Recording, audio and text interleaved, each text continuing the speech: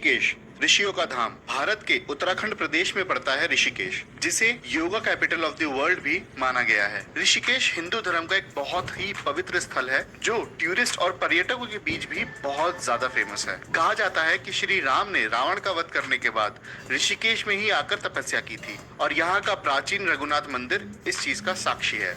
आप सह परिवार 3 से 4 दिन की छुट्टियां बिताने ऋषिकेश आ सकते हैं। तो आइए जानते हैं कि ऋषिकेश में 10 ऐसी कौन सी जगहें हैं जो आपको जरूर देखनी चाहिए।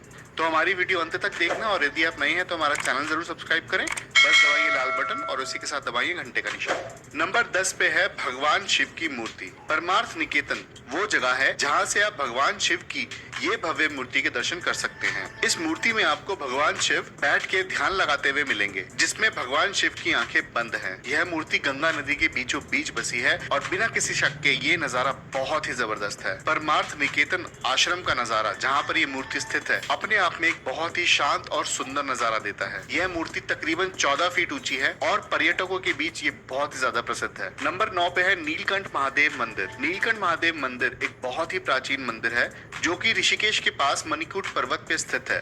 पुराने पौराणिक के द्वारा ऋषिकेश ही वो जगह है जहाँ पे शिव जी ने समुद्र मंथन के दौरान विष पिया था, और वो विष पीने के बाद उनका गला नीला हो गया था। इसलिए इस जगह का नाम नीलकंठ महादेव पड़ा है। नीलकंठ महादेव मंदिर की 2 स्पेशल बातें हैं।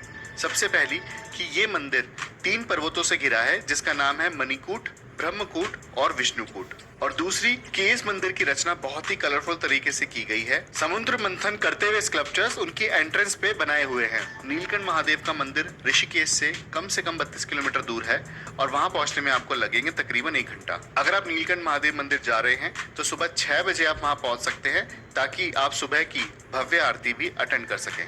नंबर 8 पे है नीलगढ़ वाटरफॉल्स। नीलगढ़ वाटरफॉल्स एक 25 फुट ऊंचा वाटरफॉल है, जो कि बना है 3 वाटरफॉल मिलाकर, और नीलगढ़ वाटरफॉल्स की ब्यूटी देखते ही बनती है। जब आप नीलगढ़ वाटरफॉल्स जाएंगे तभी आप जान पाएंगे कि वहाँ की खूबसूरती कहीं से भी अनपैरेलल्ड है। नीलगढ़ वाटरफॉल जाने के लिए आपको 15 मिनट तक की पैदल ट्रैकिंग करनी पड़ सकती है, जिसमें आप 2 ब्रिज क्रॉस करेंगे, जहां से पानी निरंतर बहता रहता है। आपकी ये पूरी जर्नी किसी भी जर्नी से अनकंपेरेबल होगी। नीलगढ़ वाटरफॉल्स पहुंचने के लिए आपको ऋषिकेश बस स्टैंड से 8.5 किलोमीटर का सफर करना पड़ेगा। आप ये सफर प्राइवेट टैक्सी या फिर वहाँ की लोकल कैब से कर सकते हैं। नीलगढ़ वाटरफॉल जाने का सबसे सही समय है मॉनसून के बाद अक्टूबर या सितंबर में, क्योंकि तभी आपको सबसे सुंदर वाटरफॉल देखने को मिलेगा।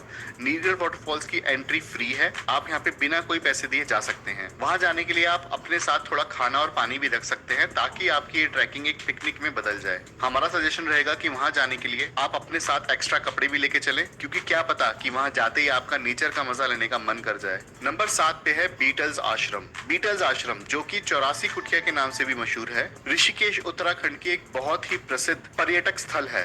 बीटल्स आश्रम गंगा रिवर के पूर्वी बैंक्स में स्थित है, जो कि मुनि की रेती एरिया के अपोजिट है। ये आश्रम महर्षि महेश योगी के स्टूडेंट्स के लिए ट्रेनिंग सेंटर था। इस आश्रम को इंटरनेशनल रिकॉग्निशन तब मिली जब 1968 में English rock band the Beatles यहाँ पर मेडिटेशन करने आए। ये माना जाता है कि यहाँ पर स्पेंड करने वाला उनका पीरियड उनका सबसे प्रोडक्टिव पीरियड था, और यहीं पर उन्होंने अपने सबसे फेमस गाने लिखे। बीटल्स आश्रम को 1990 में फॉरेस्ट्री डिपार्टमेंट के हवाले कर दिया गया था, जिसके बाद ये जगह बीटल्स आश्रम के नाम से मशहूर हो गई, और फिर दिसंबर 2015 में इसको लोगों के लिए खोला गया, और उसके बाद ये जगह बीटल्स के फैन बेस के लिए एक बहुत ही प्रसिद्ध पर्यटक स्थल बन चुका है। बीटल्स आश्रम में जाने की टाइमिंग है सुबह 10 बजे से लेकर 4 बजे तक, और यहाँ जाने की कोई फीस नहीं है, it is free of cost. अगर आप यहाँ मेडिटेशन करने जा रहे हैं तो अपना खुद का मैट लेके जाएं, और अपने साथ पानी की बोतल जरूर रखें। और अगर आपके साथ बच्चे हैं तो आप ये जगह अवॉइड कर सकते हैं, क्योंकि यहाँ पर ट्रैम या व्हीलचेयर चलाने के लिए जगह नहीं है। नंबर 6 पे है त्र्यंबकेश्वर मंदिर। त्र्यंबकेश्वर मंदिर ऋषिकेश, जो कि 13 मंजिला मंदिर के नाम से भी बहुत मशहूर है। त्र्यंबकेश्वर मतलब 3 आंख वाले भगवान, जो कि हिंदू माइथोलॉजी के हिसाब से लॉर्ड शिवा है। त्र्यंबकेश्वर मंदिर से गंगा जी का नजारा अभूतपूर्व है, और इस मंदिर से आप लक्ष्मण झूला भी देख सकते हैं। त्र्यंबकेश्वर मंदिर की सीढ़ियां 13 मंजिल ऊपर त्र्यंबकेश्वर भगवान तक जाती हैं, और यहाँ के लोकल्स ये मानते हैं कि ये मंदिर आदि शंकराचार्य ने 8वीं और 9वीं सदी के आसपास बनवाया था। त्र्यंबकेश्वर मंदिर में कोई लिफ्ट और एलिवेटर्स नहीं है, आप व्हील चेयर्स और प्रैम्प्स नहीं ला सकते, तो आप इसी हिसाब से यहाँ पर आने की अपनी प्लानिंग कर सकते हैं। नंबर 5 पे है भरत मंदिर। भरत मंदिर जो कि ऋषिकेश के बीचों बीच स्थित है और यहाँ आने के लिए आपको ज्यादा समय नहीं लगेगा। यह मंदिर रेलवे स्टेशन से 2 किलोमीटर और बस स्टॉप से सिर्फ 1 किलोमीटर दूर है।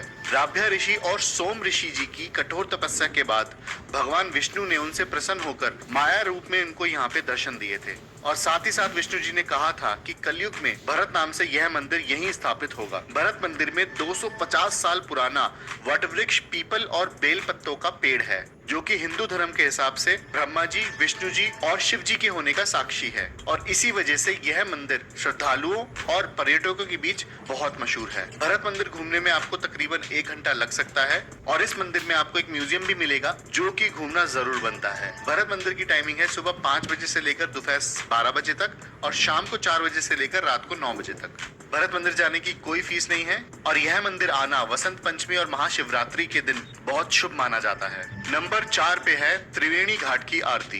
गंगा की आरती ऋषिकेश का एक बहुत ही पुराना रिचुअल है जो कि बहुत समय से चलता आ रहा है। यह आरती त्रिवेणी घाट पे होती आई है और क्योंकि त्रिवेणी घाट एक बहुत ही फेमस घाट है इसलिए आरती के समय यहाँ पर हमेशा भीड़ रहती है। यह घाट पेशवा बालाजी बाजीराव के द्वारा बनवाया गया था 1748 में और पेशवा बालाजी बाजीराव ही वो पहले इंसान हैं जिन्होंने यहाँ पे गंगा की आरती करी थी। माना जाता है कि अगर आप इस आरती में रहते हैं तो आपके सारे पाप धुल जाते हैं। त्रिवेणी घाट में इस आरती का समय है शाम को 6 बजे से लेकर 7 बजे तक और इस आरती में आने की कोई भी फीस नहीं है। हमारा सजेशन रहेगा कि अगर आप ये आरती करने आ रहे हैं तो तकरीबन आधे घंटे पहले पहुंचिए ताकि आपको आरती अटेंड करने की सही जगह मिल जाए। त्रिवेणी घाट के आसपास और भी अच्छी जगह है घूमने की जैसे भरत मंदिर, गीता टेम्पल और लक्ष्मी नारायण मंदिर, तो आरती के बाद आप वो जगह भी घूम सकते हैं। नंबर 3 पे है ऋषिकुंड। ऋषिकुंड ऋषिकेश के त्रिवेणी घाट के निकट रघुनाथ मंदिर में स्थित है। ऐसी मान्यता है कि इस कुंड का निर्माण कुब्ज ऋषि ने किया था। ऋषि कुब्ज की तपस्या से पहले यह हवन कुंड हुआ करता था, इसीलिए इस कुंड का आकार एक हवन कुंड की तरह है और ऋषि कुब्ज की तपस्या से प्रसन्न होकर यमुना जी इस कुंड में आई थी और इस बात का पता आज तक कोई नहीं लगा पाया है कि इस कुंड में यमुना जी का जल कहां से आया। हिंदू मान्यताओं के हिसाब से जब श्री राम जी ने रावण का वध किया था तो ब्राह्मण हत्या का दोष हटाने के लिए श्री राम जी ने यहाँ पर तपस्या की थी। इसीलिए जब भी आप ऋषिकुंड जाएंगे तो आपको वहाँ पे माँ सीता और श्री राम जी की मूर्ति के दर्शन होंगे। ये माना जाता है कि ऋषिकुंड तकरीबन 400 से 500 साल पुराना है, इसीलिए यह जगह पर्यटकों के बीच बहुत ही प्रसिद्ध है। ऋषिकुंड 24 घंटे खुला होता है लेकिन यहाँ जाने का सबसे सही समय प्रातः काल का है। ऋषिकुंड में जाने की कोई एंट्री फीस नहीं है, बस जब भी आप इस मंदिर में जाएं आप अपना सर ढक कर जाएं।